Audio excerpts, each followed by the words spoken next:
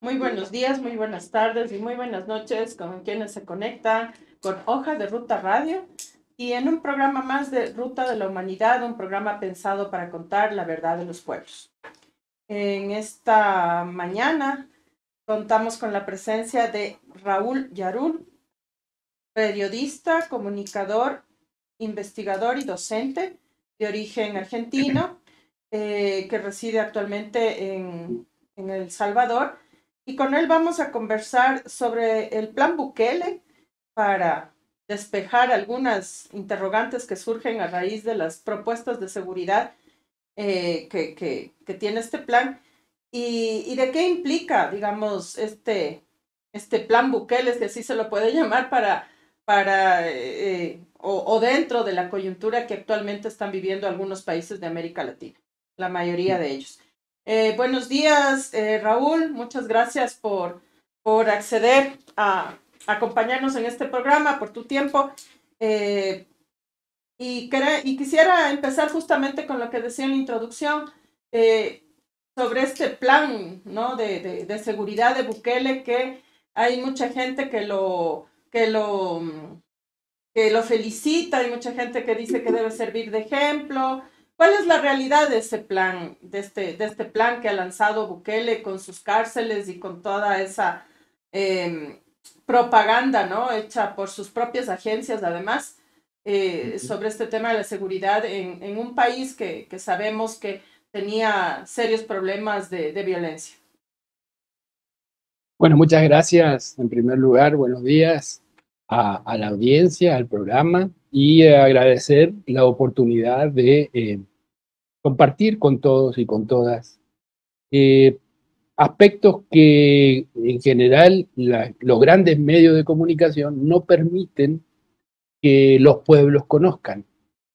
Entonces, precisamente lo que suele conocerse son las medidas eh, más espectaculares, más de contenido mediático o de interés mediático, pero no se conoce el trasfondo. Entonces, una de las cosas que, por ejemplo, creo que deberíamos empezar es por comprender el tipo de régimen que impera en El Salvador y también cómo se llega a que ese régimen se imponga. Tiene una característica muy especial. Así como los gobiernos de Donald Trump o de Bolsonaro en Estados Unidos y en Brasil respectivamente, el gobierno de Nayib Bukele también llegó por elecciones legítimas y las ganó legítimamente. Es decir, desde el punto de vista legal, formal, son gobiernos que llegan por medio de la voluntad popular, por decirlo de alguna manera, más allá de que podamos cuestionar eh, el carácter de esta democracia liberal que impera en nuestros países. Pero en general podemos decir que llega de acuerdo a las normas jurídicas establecidas. Pero ese gobierno que llega legalmente, inmediatamente con sus acciones que, que van apuntando a corromper y destruir en el corto y mediano plazo incluso las herramientas de control democrático del pueblo hacia el gobierno, empieza a perder su legitimidad y a transformarse en un gobierno legal pero ilegítimo. La primera medida, porque es importante conocer la historia, porque la historia del desarrollo de estos procesos es como la línea de tiempo que nos permite comprender por qué llegamos a lo que estamos hoy. El primer elemento importante, la primera seña de que esto era un gobierno que lejos de impulsar la democracia y la participación popular, como utilizó en su lenguaje de campaña electoral, lo que iba a hacer era barrer de un plumazo todas las posibilidades de participación y sobre todo de escrutinio popular acerca del uso de las finanzas públicas por parte del gobierno. Y esa primera seña fue cuando todavía no se había, él había ganado la presidencia de la República, pero todavía contaba, porque había un desfase de un año hasta las próximas elecciones legislativas, y por lo tanto le tocó en un año gobernar con una asamblea que no le era favorable.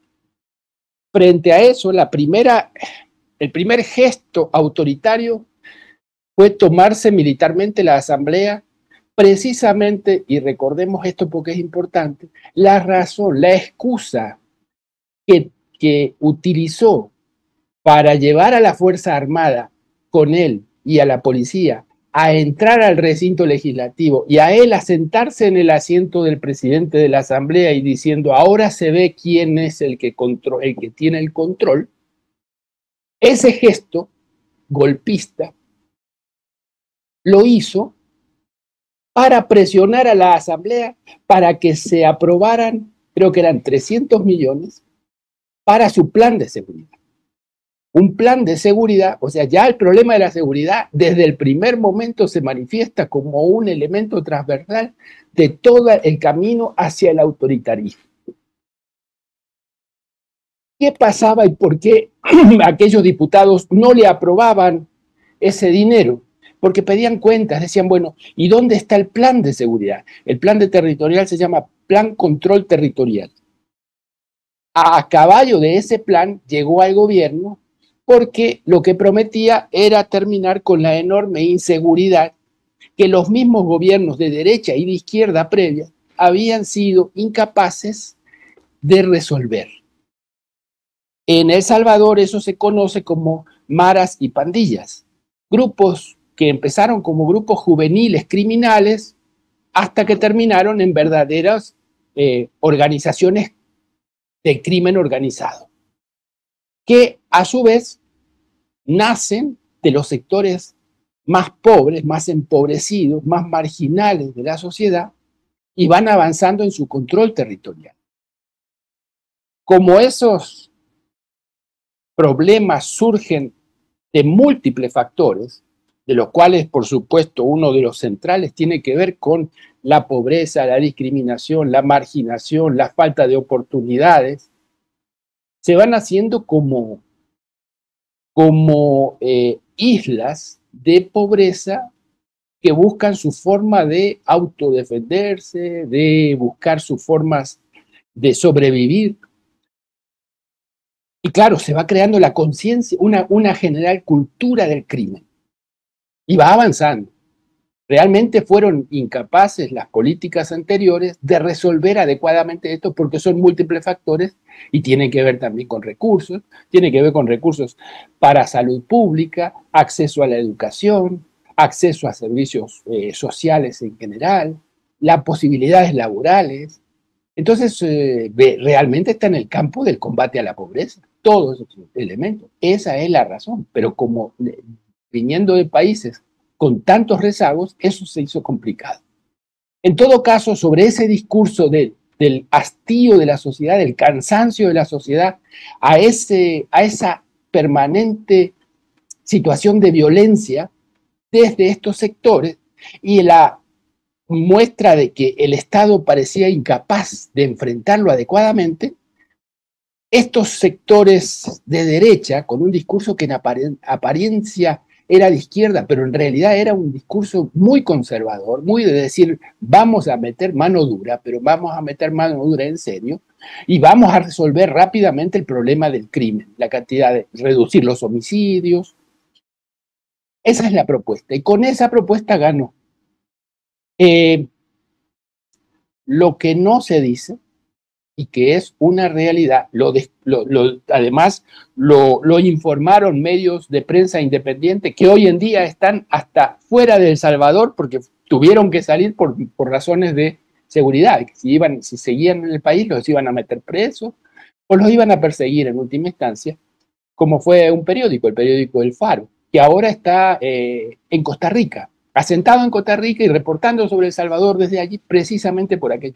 Bueno, El Faro, entre sus elementos de análisis e investigación, demostró que las razones de la bajada de crimen, de homicidios, tenía que ver con las mismas razones que habían criticado tanto de gobiernos anteriores, el de haberse sentado con las pandillas a negociar que se pare de alguna manera ese alto nivel de violencia.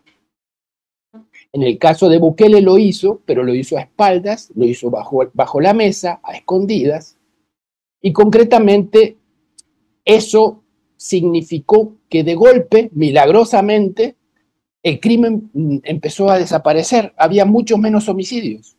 Estamos hablando de del primer año de gobierno del presidente, incluso después, cuando ya se había ido tomando, a partir del control de la Asamblea Legislativa, el poder o el control del resto de instituciones que conforman el poder del Estado. Bukele se tomó la Asamblea Legislativa, pero también se tomó la Corte Suprema de Justicia, los jueces los pone él, el fiscal general también es un hombre leal directamente al presidente, la Fuerza Armada jura lealtad a él antes que a la Constitución, es decir, es un gobierno extremadamente autocrático, autoritario y muy personalista, muy sobre la base del culto a la personalidad del presidente, que quita y pone funcionarios a partir de esa característica.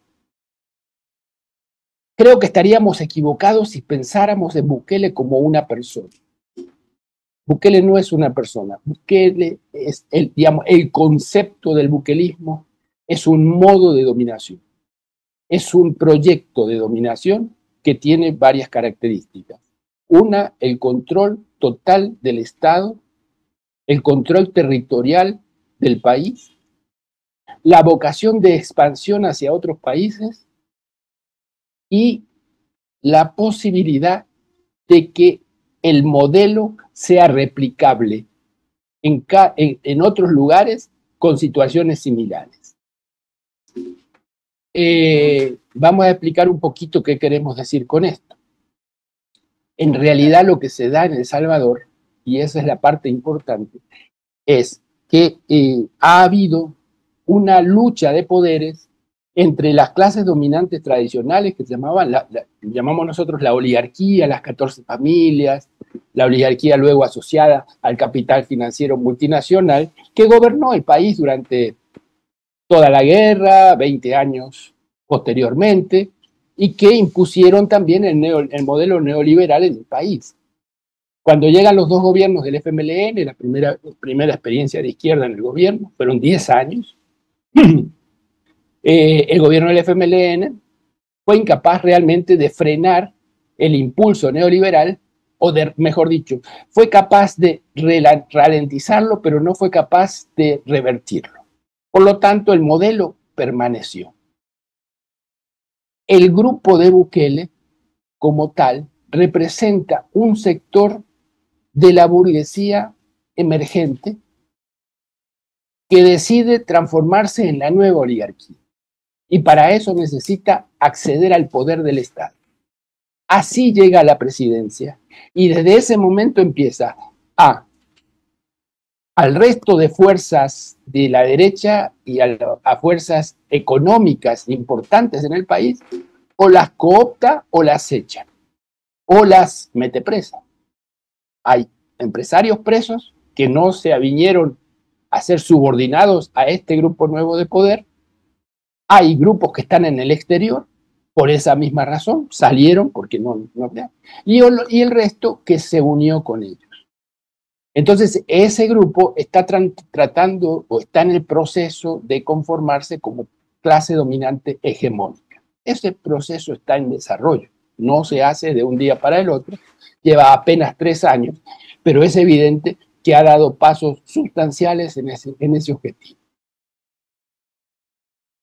Para desarrollar eso, necesita también garantizar determinadas cosas como una paz social, una ausencia de violencia desde el sector del crimen. Entonces, negocia con estos sectores criminales y los mantiene bien tranquilos, digamos, durante bastante tiempo. Bajaron sustancialmente en ese momento los homicidios. Lo que no dicen es que, ¿qué es lo que hicieron los pandilleros? No dejaron de matar, lo que dejaron de hacer es de exhibir cuerpos. Entonces empezó a haber desaparecidos, cantidad de gente que desaparecía, que todavía siguen desaparecidos y que sigue nadie investiga eso. Cuando el gobierno habla de 0 homicidios, cuenta los homicidios solamente los casos de asesinatos a manos de pandilleros, mareros o digamos, ese sector. No habla de los muertos, por ejemplo, los muertos en enfrentamientos con la misma policía, esos no se cuentan como homicidios. Tampoco los desaparecidos, tampoco los feminicidios. De manera tal es que como que esas muertes no valieran, como si eso no fueran personas muertas. Entonces, habrán ustedes tal vez conocido que hace un par de semanas el gobierno sacó una gran campaña diciendo llevamos 365 días no consecutivos de 0 homicidios. Esta gente no contaba en esa lista. Ese es el sentido de la vida que tiene este gobierno. Entonces, si no entendemos estas cosas, parecería que todo fuera bonito, que bueno, que al final los delincuentes son malos y que paguen lo que tienen que hacer.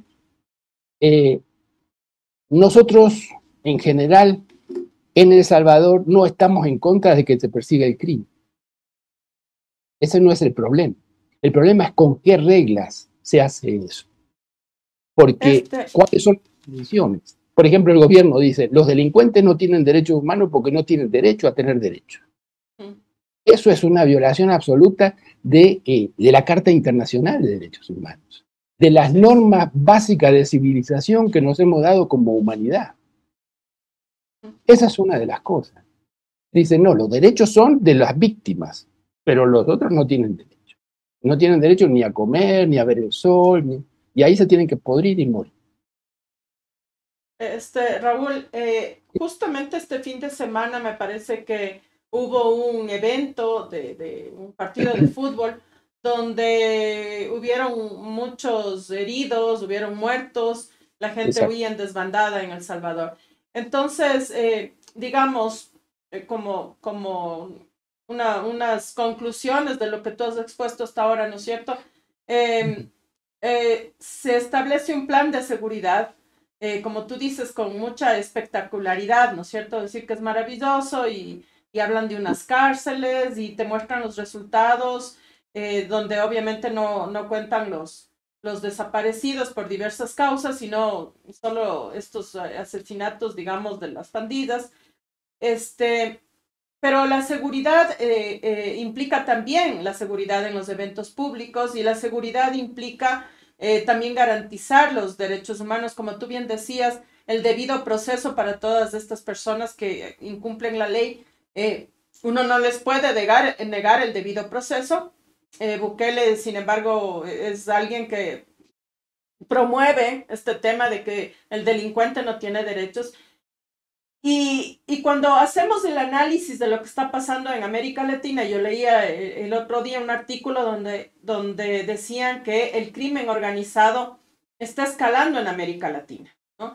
Y para eso necesitas bancos y para eso necesitas policías corruptas, fuerzas armadas corruptas que permiten que este crimen organizado, que estas bandas, ¿no es cierto?, tengan impunidad y puedan seguir creciendo y avanzando, digamos, sobre nuestros países, creando esta zozobra, pero también un caldo de cultivo, ¿no es cierto?, para que ellos puedan crecer, es justamente la inequidad, la pobreza, la miseria. O sea, los jóvenes sin oportunidades, sin posibilidades de poder estudiar, de tener oportunidades, o quizás muchos de jóvenes que quisieran salir a trabajar, no hay trabajo, quieren migrar, entonces la manera de buscar dinero para poder migrar, para irse al norte, como suelen decir.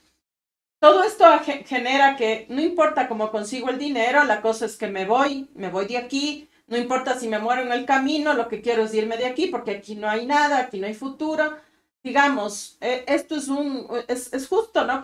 Como diríamos, un caldo de cultivo excelente para reclutar jóvenes sin esperanza, porque en sus países no la hay, porque estos gobiernos neoliberales no generan estas oportunidades, van acabando y saqueando los países. Estos jóvenes son reclutados por este crimen y a ojo y vistas de supuestamente estos gobiernos de estadistas, ¿no es cierto?, de grandes demócratas, como los suelen llamar, y de pronto después te vienen a vender la idea de la seguridad, ¿no? Ahora nosotros aquí en el Ecuador, tú debes saber, hubo la muerte cruzada, entonces se llama elecciones inmediatamente y aparece un candidato cuyo discurso es que ha combatido en Ucrania, en el Asia, en el África, en un montón de conflictos.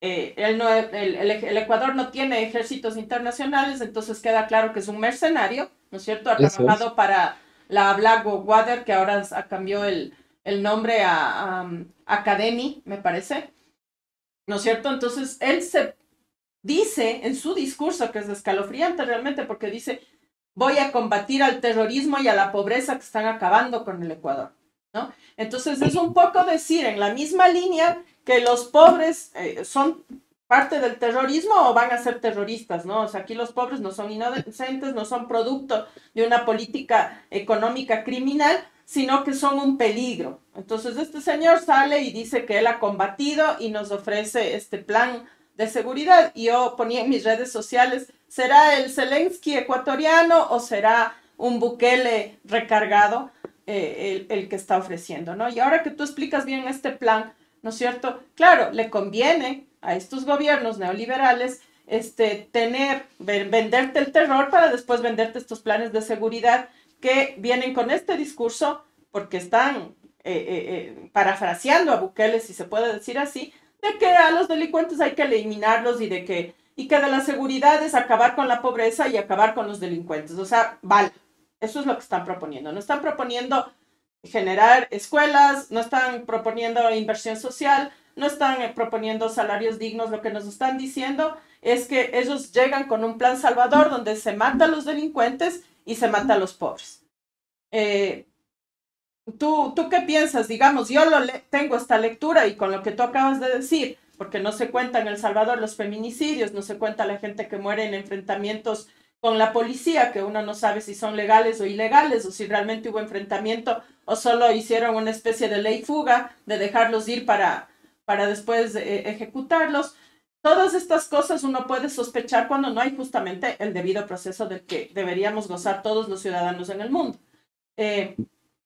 ¿Cómo miras, digamos tú, esto que te estoy contando a propósito de lo que pasa en el Ecuador? Bueno, creo que el mejor aporte que podemos hacer es partir desde la luz que podemos echar desde El Salvador y más que nada que sirvan como elementos de advertencia para lo que puede venir en estos casos, en otros países, en países hermanos, como en este caso sería en Ecuador. Como bien dices, alguien que se presenta, yo vi el video donde él estaba diciendo que había conversado con su esposa y había decidido candidatearse a la presidencia, y antes de lo primero que dice: yo combatí en Ucrania, digo, este es un mercenario. Entonces, hay que advertir de dónde salen estas ideas. Yo dije al principio que el régimen de Bukele, como proyecto de dominación, tiene que ver con un proyecto de estabilización de un capitalismo en crisis, de un reflotamiento de un neoliberalismo en problemas. Tiene a su base un profundo carácter bonapartista. Bonapartista en el sentido marxista del término, es decir, un estadista, un personaje que se pone al estilo de Luis Bonaparte al frente del Estado en una actitud dictatorial, pero diciendo: yo estoy por encima de las clases, no voy a favorecer a ninguna, voy a favorecer a todas. Y en realidad es la clase dominante ejerciendo el poder a través de ese personaje. Estos Estos personajes que van apareciendo en América Latina tienen esas características. Son prácticamente los últimos relevos de una derecha en crisis y de una clase política hegemónica desde las derechas que han sido incapaces de ofrecer al pueblo alternativas. Entonces, ante esa crisis se presentan estos modelos que presentan proyectos en apariencia idílicos, no les molesta en lo más mínimo mentir descaradamente, porque saben que no piensan cumplir nada de lo que prometen. Lo importante es generar la percepción de que ellos dicen que son sinceros. Su sinceridad la proclaman a través, al estilo de Bukele, al estilo de Trump, al estilo de Zelensky, al estilo de Bolsonaro, siendo muy crudos en su lenguaje, apareciendo como personas disruptivas, que no tienen complejos para decir las cosas como son. Aparentemente dicen verdades a puño y la gente dice, esto es lo que quería escuchar. Y lo que están haciendo es midiendo cuáles son los odios, cuáles son las insatisfacciones, cuáles son las frustraciones del pueblo y explotarlos narrativamente. Eso es lo que hacen. Pero, y eso es, por eso es tan importante para todos estos sectores controlar inmediatamente los medios de comunicación y particularmente los medios digitales de comunicación. Y van a ver que eso es una característica permanente. Las redes sociales es su forma de gobierno. Lo que genera ahí es la realidad que ellos inventan, pero esa realidad es la más importante. Te voy a poner unas encuestas, unos elementos sin dar datos muy exactos en cada cosa, porque no es el punto es el ejemplo. Hace muy poco la Universidad Francisco Gavidia de El Salvador, al cumplirse el año del régimen de excepción, que es inconstitucional, porque el régimen de excepción lo permite la Constitución solamente por un mes y no puede ser renovado. Y ya llevamos 15 meses permanentes de régimen de excepción, donde los derechos son limitados. El derecho a la defensa, el derecho al tiempo a no tener más de 72 horas en detención sin causa que se presente, el derecho a tu privacidad en las comunicaciones, el derecho a que si hay un allanamiento a tu casa sea con un juez. Todo eso está abolido en el régimen de excepción. Entonces, la Universidad Francisco Gavidia lo que hizo fue preguntarle a la gente, ¿conoce usted qué derechos, primero, está de acuerdo o no con el régimen de excepción? Como la gente vive con una sensación aparente de seguridad frente a lo que había antes, entonces dice el 70-80%, incluso en algunos casos más, que está de acuerdo con el régimen de excepción.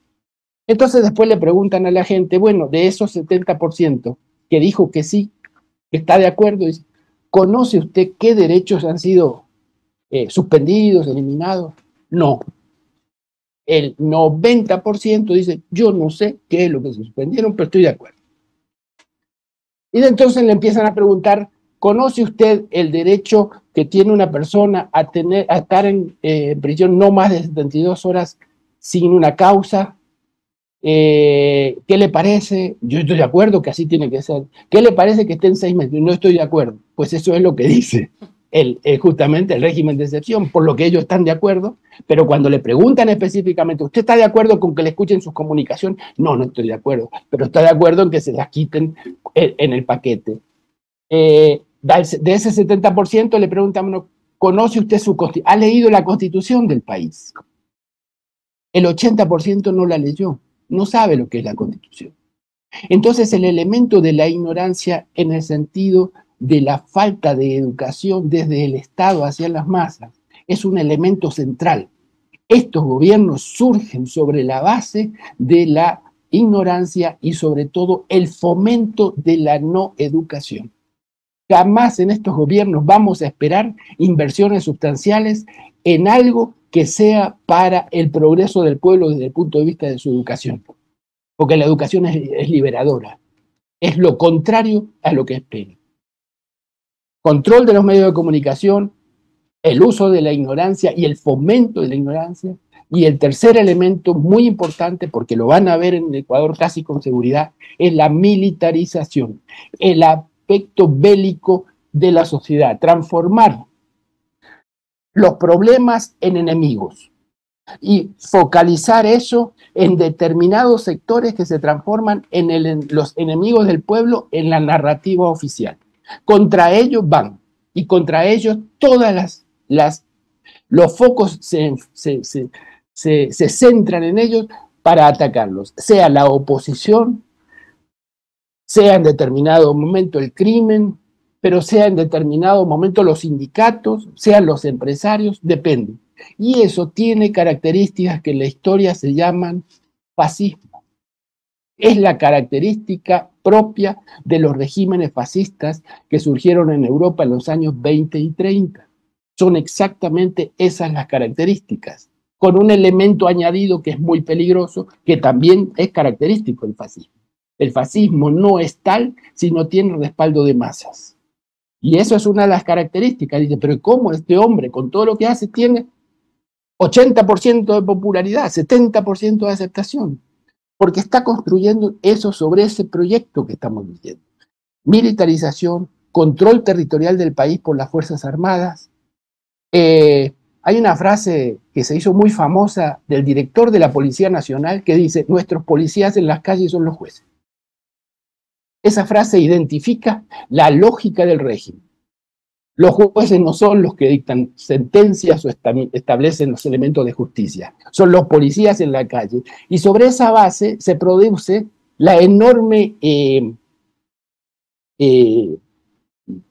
¿cómo se llama?, arrogancia y autoritarismo que va manifestándose cada vez que un policía está en la calle. Ven a los ciudadanos como parte del enemigo interno. Eso fue lo que sucedió el otro día en el estadio Cuscatlán. Es decir, la gente salía del estadio o entraba al estadio o pretendía salir o entrar desesperada por buscar un lugar seguro, una forma segura. No hubo ningún tipo de pelea entre hinchadas de uno y otro, fanáticos de uno u otro club. No, para nada. Al revés, colaboraron entre ellos ayudando a los heridos. Mostraron una responsabilidad social y civil grandísima. Los aficionados de ambos equipos que tienen una enorme rivalidad y estaban jugando un cuarto de final, podía ser una cosa, sin embargo ahí estuvieron muy maduramente y con mucha civilización y civilidad trabajando por ayudar a la gente, a sus hermanos. Había mujeres, había niños, había ancianos, había de todo en la cancha. ¿Quiénes reprimieron? Pues la policía y el ejército. Y ahí está la cuestión. En un evento deportivo, ¿qué tiene que hacer la Fuerza Armada? Cuando mucho, si quieren controlar el orden, hay fuerzas, cuerpos especiales de la policía destinados a controlar a las multitudes. En El Salvador se llama UMO, Unidad de Mantenimiento del Orden. Y son cuerpos especializados, militarizados, capaces de ir a la manifestación, a enfrentar ese tipo de cosas, reprimir, pero no. Aquí lo que se utilizó fue inmediatamente el concepto de la gente está saliendo para todos lados, lo vamos a garrotear. Y usaron gas pimienta y lastimaron gente y detuvieron gente.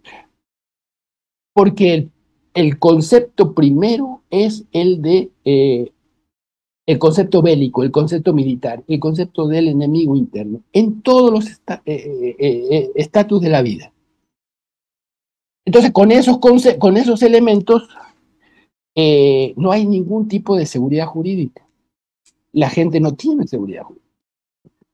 Y el peligro de eso es acostumbrarse a vivir con eso, porque eso significa acostumbrarse a vivir sin derechos. Y esos derechos no se cercenan de golpe, se van cercenando así. ¿Cuál fue el punto que utilizó el gobierno de Bukele para empezar a experimentar con esto? La pandemia. Durante la pandemia, inmediatamente decretó prácticamente manu militari que todo el mundo a sus casas y nadie sale. Y el que sale va preso. Y si no va preso, va a lugares de contención que eran como casas enormes con espacios donde la gente iba a contagiarse del virus. Porque ahí metían a cualquiera. porque habían dado en la calle. Y entonces después, cuando detectaban zonas con no sé, un conjunto de personas contagiadas, entonces lo que hacían era un cerco, les llamaban cerco sanitario. ¿Qué usaban para el cerco sanitario? A la Fuerza Armada, cercaba militarmente la zona. ¿Y cuál era la zona? Ciudades enteras. Al menos 3 ciudades del país fueron cercados militarmente y le llamaban cercos eh, sanitarios. Y no entraba nadie ni salía nadie de ese lugar.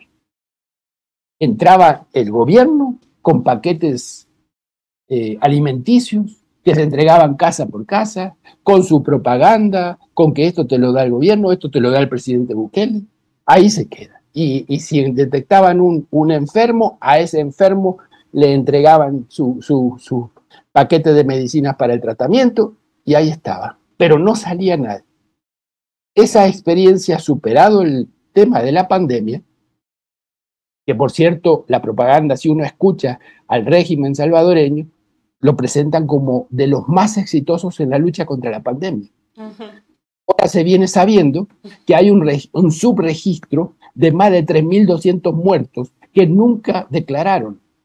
Todos los días aparecían como que nadie había muerto y estaban todos los días muriendo gente. Recién ahora se van conociendo las cifras de subregistro de fallecimientos por COVID-19 durante toda la pandemia. Esa es otra característica. El uso de los medios y de los medios digitales y tradicionales para construir una mentira y transformarla en verdad. Y se mantiene en el tiempo.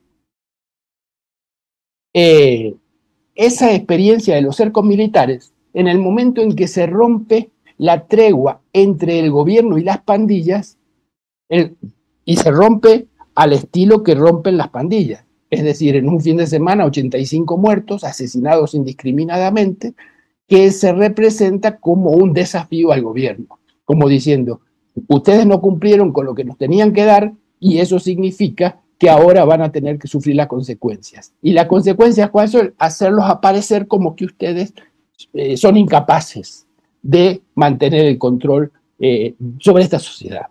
Por eso fueron esos crímenes. Era el lenguaje que utilizaban los pandilleros para dar su punto de vista. La respuesta del buquelismo fue la militarización del país y lo que se llamó la guerra contra las pandillas, que es el régimen de excepción.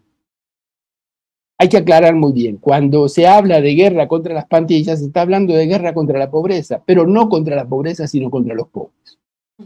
Es exactamente lo que estaba diciendo. Es la criminalización de todos estos sectores. Al principio, la gente lo ve bien, porque empieza a entrar y salir de sus colonias sin tener que pagar renta, que le dicen acá, o sin tener que dar explicaciones a algún, o extorsiones finalmente, a algún jefe pandillero o delegado de jefe en alguna de las colonias. Entonces empieza como a sentir que retoman su vida, que el control sobre su vida. Los comerciantes, en general todos, los estudiantes, los padres porque empiezan a sentir que sus hijos ya no van a ser secuestrados por los pandilleros y asesinados o incorporados a las pandillas. Todas esas cosas evidentemente tienen un elemento positivo para la sociedad. Pero al mismo tiempo, como ese autoritarismo está tan engendrado y ese ejército y esa policía se han empoderado tanto, han agarrado tanta arbitrariedad y tanta capacidad para hacer valer su propia ley, cualquiera que no le caiga bien a un policía puede ir preso. Se instaló un número confidencial, un número de denuncia, que sin tu nombre, sin dar ningún dato, uno puede llamar y decir, aquí al lado de mi casa viven pandilleros. Y se lo vienen y se lo llevan. Y eso sucede en muchos casos de venganzas o de competencias incluso comerciales. Yo tengo un pequeño negocio, el de enfrente tiene un negocio, yo me voy a sacar a ese de encima y me voy a quitar la competencia. Simplemente llamo y digo, ese tipo es un pandillero o opera para ellos. Se llevan eso y desaparece el negocio. Me quedo yo en la cuadra vendiendo lo mismo que vendíamos los dos. Eso sucede y sucedió bastante. al punto que hoy en día, a un año y 3 meses de implantarse el régimen de excepción, el 1% de la población total del país está presa.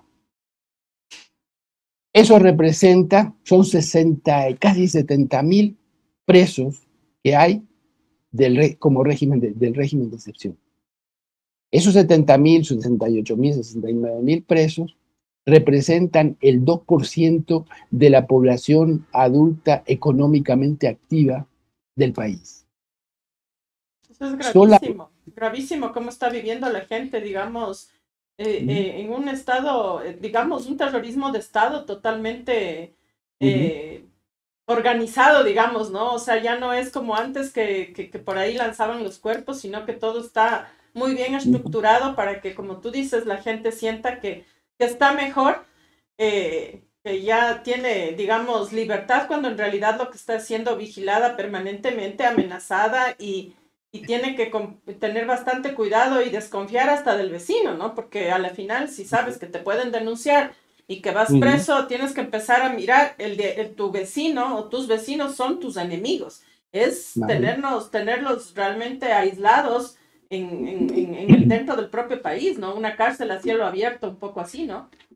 Es una realidad. Y ellos dicen que hay un pequeño margen de error, pero en realidad ya llevan liberados en este periodo de tiempo más de 5.000 personas que han sido injustamente encarcelados, pero han estado 3, 4, 5, 6 meses.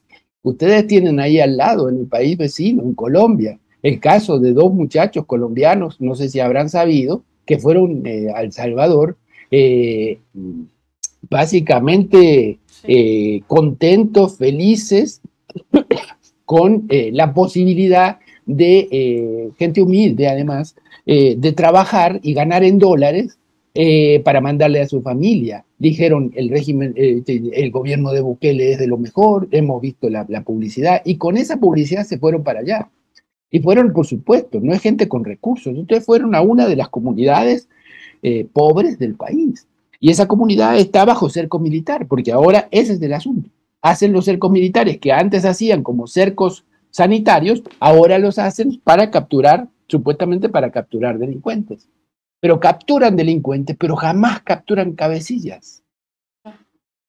Y tampoco extraditan cabecillas pedidos por Estados Unidos por crímenes, homicidios en Estados Unidos. Se niegan sistemáticamente. La Corte, en manos del gobierno, se niega sistemáticamente a extraditar a cualquiera de estos criminales. Y ni siquiera, y hay varios, por ejemplo, que estaban en cárcel y de golpe aparecen en Guatemala. Aparecieron acá en México, capturados aquí en Honduras, y los capturan ahí, al lado, prácticamente. Los capturan y los mandan para Estados Unidos, o los mandan para El Salvador en caso de que no tengan causas allá. ¿Pero qué quiere decir? ¿Por qué pasa eso? Bueno, precisamente esa es el contubernio que hay entre el gobierno y las pandillas, se va demostrando en esas cosas. Ellos capturan mucha gente, pero creo que han capturado unas 200 o 300 armas en todo el país. ¿Desde cuándo los pandilleros andan desarmados? ¿Qué tipo de guerra es esta? Es una guerra contra los pobres, no es una guerra contra los pandilleros. Y es fundamentalmente contra el pueblo organizado. Hoy en día los que están capturando ya no son delincuentes. Encuentren, por ejemplo, está capturado 5 dirigentes comunitarios ambientalistas que están son activistas reconocidos en el mundo por su actividad contra la minería metálica, contra las grandes corporaciones mineras canadienses, sobre todo, que impidieron que o lograron expulsar con su lucha de comunidades a esas empresas, la Pacific Rim y otras, de El Salvador, y lograron que se pasara en otros gobiernos, en gobiernos anteriores, el gobierno de izquierda concretamente, las leyes antimineras, que no se permite más la minería a cielo abierto, varias cosas. Este gobierno está pensando en volver a eso, porque este es un gobierno precisamente de un sector económico que necesita acumular lo que se llama generar la acumulación originaria de capital. Y para eso Para eso es el Bitcoin, para eso es el turismo, para sectores muy particulares que van a El Salvador a lavar dinero realmente. Esa es la característica del modelo económico que quieren imponer. Ese modelo económico, como cualquier modelo que se quiere imponer, no se impone pacíficamente. El liberalismo, el neoliberalismo, no nació pacíficamente.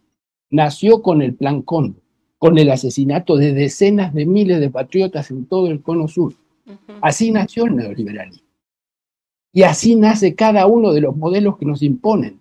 Y este tiene esa característica. La violencia es parte esencial de este proceso.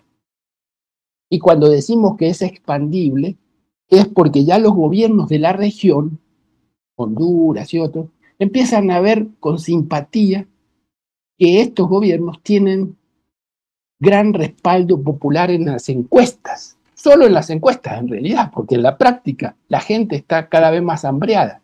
Y ese es el problema. La crisis económica no la pueden cubrir solo con propaganda. El hambre de la gente, la falta de dinero, está ahí. Y eso va haciendo estragos en la población. Y nosotros confiamos en que esos elementos van a ser los que van a hacer quebrar este modelo. La incapacidad de tener algún tipo de políticas distributivas o de alguna manera, de actividades sociales o programas hacia la sociedad. No les interesa, no es ese el objetivo y es lo que está pasando. Raúl, una pregunta. Sí.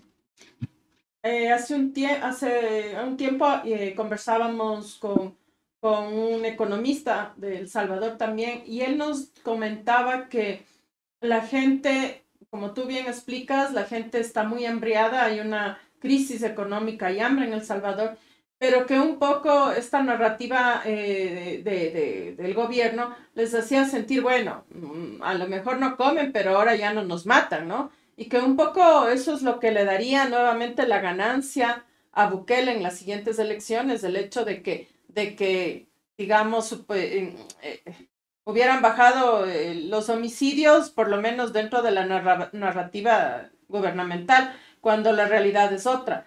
Eso es, ¿tú coincides, digamos, con ese análisis? ¿Te parece que la gente podría estar quedándose un poco así? Bueno, comemos cada vez menos, pero estamos vivos. ¿Crees que eso pueda durar de ser así? Si tú coincides, digamos, con ese análisis.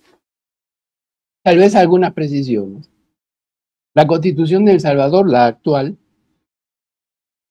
en al menos 4 puntos, si no en 5, deja muy claro que está prohibida de todas formas la reelección presidencial. Ningún presidente puede gobernar más que un periodo. Consecutivo, quiero decir. Y dentro de 10 años se quiere presentar, puede hacerlo. Pero en el inmediato siguiente está prohibido de todos los medios. Tanto es así que la Constitución dice que el que promueva la reelección de un presidente pierde sus derechos ciudadanos. Hasta eso está establecido en la Constitución.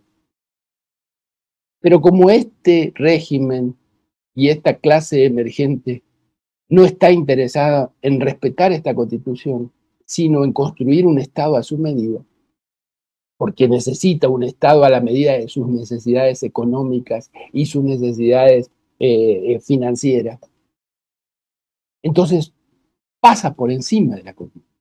Y más allá de lo que diga la Constitución, dice, yo me voy a presentar a la reelección. Y la gente dice, bueno, el culto a la personalidad que se ha desarrollado le permite a la gente decir, bueno, está bien, este hombre está haciendo las cosas bien. ¿Dónde está haciendo las cosas bien? En la propaganda. Te voy a dar otro dato de las preguntas que hacían en esa encuesta a la que hice referencia. Hay una propuesta de hacer un tren del Pacífico y hacer una ciudad Bitcoin en el este del país. Y le pregunto, eso es un proyecto de maquetas nada más. Y la maqueta la hacen ver como que fuera la cosa más extraordinaria del mundo. Son muy bonitas las maquetas, pero son maquetas. No hay nada, no hay un centavo de inversión para eso, ni va a haber. Sin embargo, le preguntan a la gente, ¿Qué piensa del tren del Pacífico? ¿Cómo lo ve? ¿Cómo ve que está funcionando? Y dice, muy bien. Eso no existe, pero la gente dice que está funcionando muy bien. Ese es el peligro y el poder de la propaganda engañosa. Te venden la mentira y te la construyen como realidad. La gente piensa que hay cosas que no existen, pero que son de verdad, que ya las hizo este gobierno. Es gravísimo eso. Pero eso es la maestría suprema de la manipulación mediática. Y eso, imagínense ahora que tenemos el peligro de las nuevas formas de tecnología a través de la inteligencia artificial, ¿cuánto no va a ser posible manipular el inconsciente colectivo de la sociedad? Desde las izquierdas, desde los pueblos, debemos pensar en estas cosas, porque eso es lo que vamos a enfrentar y lo que estamos enfrentando y sufriendo hoy en día. Y la gente está aplaudiendo eso. Entonces, si la pregunta concreta tiene que ver con esa realidad, es que hay dos realidades. Una es la realidad verdadera, valga la redundancia, y la realidad virtual, que es la que la gente quiere creer. Pero nosotros estamos convencidos que el hambre es concreto. Y tarde o temprano, el hambre no es revolucionario. Las revoluciones no se hacen con gente hambreada. La pobreza no es revolucionaria. Es necesario organizar a la gente. Es la organización la que permite que la gente agarre conciencia y defienda sus derechos. Pero es necesario, de alguna manera, trabajar sobre esos elementos, sobre los elementos de que hay una enorme inequidad en el sistema que está impuesto y que además no hay salidas más que la lucha, porque la otra es la migración. Y hablando de migración, te voy a decir un dato. La guerra en El Salvador inició en 1980. Digamos, el periodo de preguerra duró 10 años. Hacia 1981 hubo un pico migratorio que tiene que ver, se adjudica también a las cuestiones de la guerra misma. Datos del Banco Mundial, los estaba viendo el otro día, de hecho los publiqué ahí en el blog.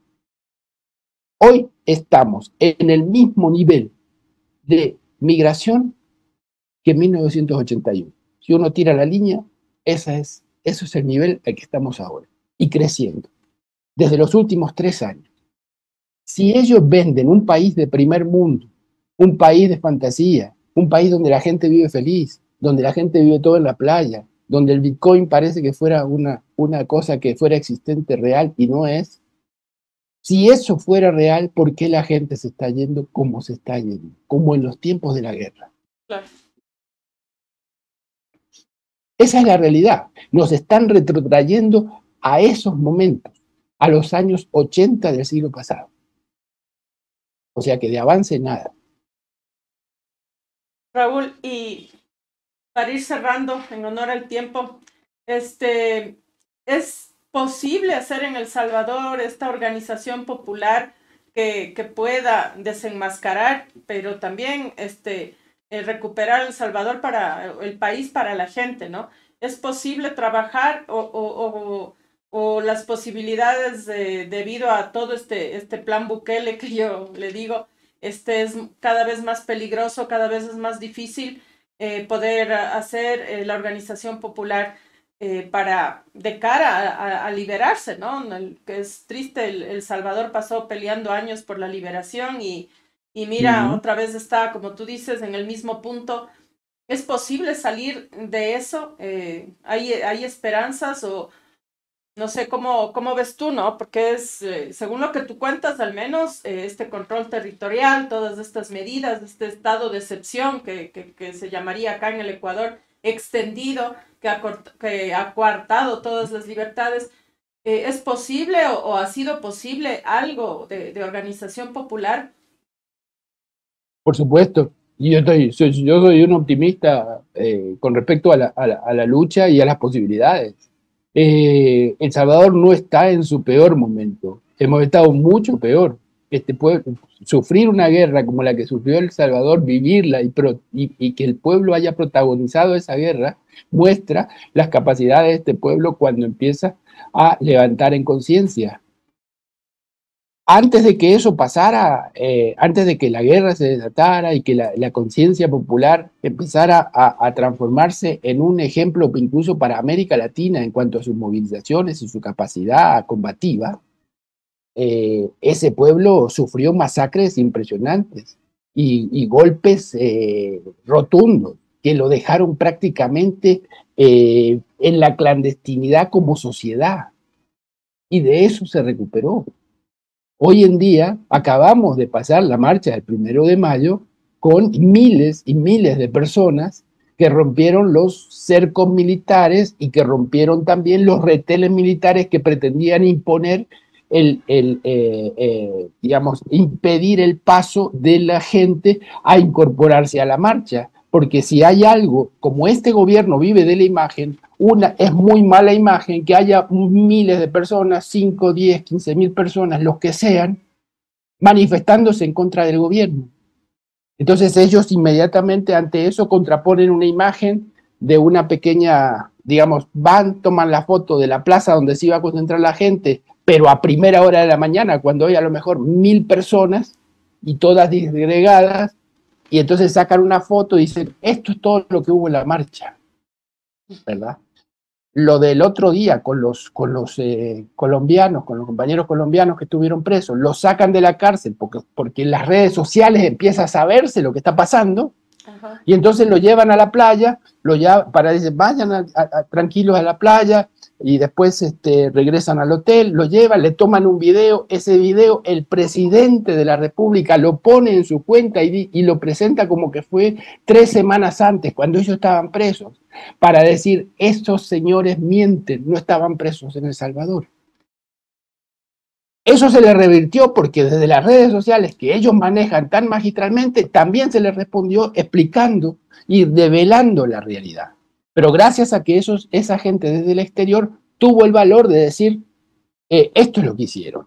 Y no aceptamos que nos compraran, porque los quisieron comprar, con trabajo, con casa, con llevar a la familia, con un montón de cosas. Y ellos dijeron, no, mejor nos volvemos a Colombia. Ya habían estado presos, los habían golpeado. Entonces, hay posibilidades, por supuesto que hay que posibilidades. Y el secreto es la organización. Y en eso se está trabajando. En eso trabajando en diferentes niveles. Pero evidentemente también la situación de crisis económica contribuye negativamente para el gobierno y a favor del pueblo también. No porque simplemente evolucione la crisis, sino porque va demostrando la incapacidad del gobierno de dar respuestas a los problemas sentidos y reales de la población. Entonces, yo soy un convencido que la lucha es la que libera a este pueblo. Muy bien.